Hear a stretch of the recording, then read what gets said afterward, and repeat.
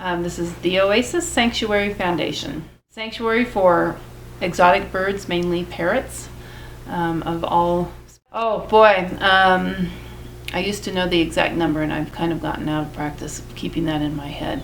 There's probably 12 to 15 different species of birds here. So common pet birds, typical pet birds would be your cockatiels and parakeets, quakers, African greys, cockatoos, macaws, and then we have a variety of other species that aren't so common, lories, some other African species which are in the Poicephalus family, Indian ringneck parakeets. We have a pretty large flock of those, but they're not really common as pets. We are at capacity. How many? We have about 730 here today, just 728 I think is the count. And we turn away birds every day. Well, there's a variety of ways that we take birds in. Most of them that are here were companion pets and have had behavioral challenges, lost their home because their owner passed or has become terminally ill, or elderly who have to go into assisted living. Parrots do live very long lives, so we have everything from parakeets to macaws here. And a parakeet who is very healthy could live to be 20 years old. So that's a long time for a pet. But when you look at the macaws that could live to be 80 years old, they're typically going to outlive their owner.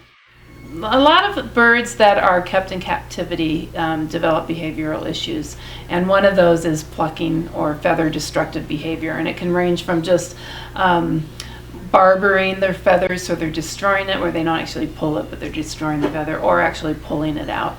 And it just at some point becomes habitual for them, and they continue to do that. Many birds will do it for other reasons.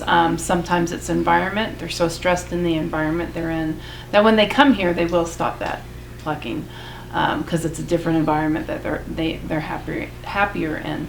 Other birds who are on really bad diets when they come here, could be health related. So, it might cause some health issue that would be uncomfortable for them solely by private donations.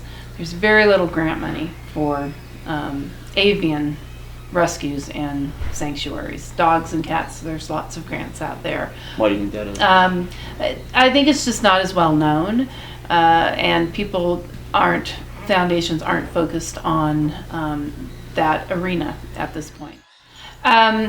Some birds can make good pets, but generally, no. I don't recommend parrots as pets. So if somebody's really interested in birds, come work at a sanctuary and help all these birds that really need some human interaction and attention. And what is the thing that you like most about being here? The birds, of course. I have owned pet birds for 30-some years, and luckily none of my birds have behavioral issues, and they've been with me a long time. But, there's going to be a day when I'm going to have to find a place for them. So I hope that, I can find a wonderful home for those that will do good in a home, but I hope there's a place like the Oasis for the few that I know need to be specially handled.